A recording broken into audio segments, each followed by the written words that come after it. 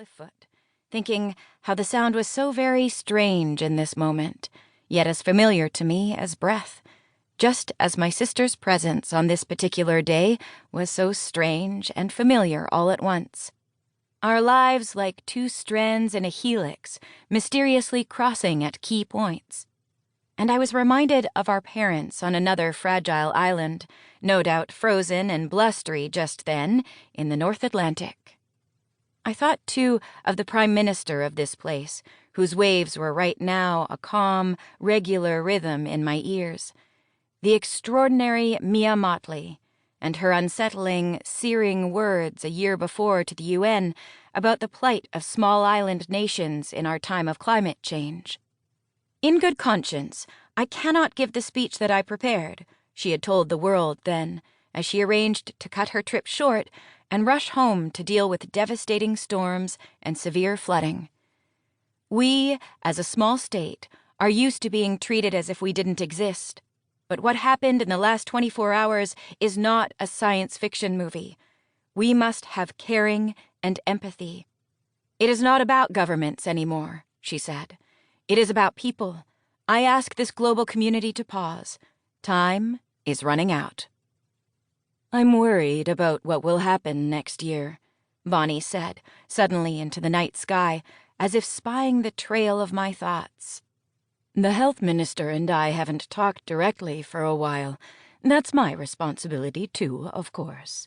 But we need to align our ideas on how to communicate about the overdose crisis. On cue, a loud alarm started up, its siren interrupting her words. We both stood and leaned over the balcony, peering at the pool belonging to the ground floor suite below. Its water rippled in the light breeze, but otherwise pool and suite appeared undisturbed and empty, as they had been all week. Still the siren continued, harsh and insistent. Well, something set it off, Bonnie said. Maybe an animal tripped it. I'll call the front desk and ask if security might check it out and hopefully make it stop.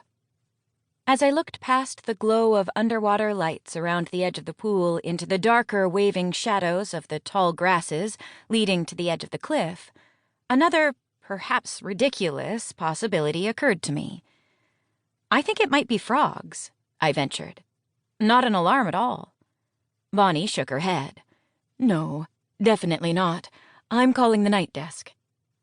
I admire Bonnie's characteristic certainty, a quality she has possessed since childhood, because I know it's informed by a clear-eyed understanding of the facts and a measured consideration of the probabilities.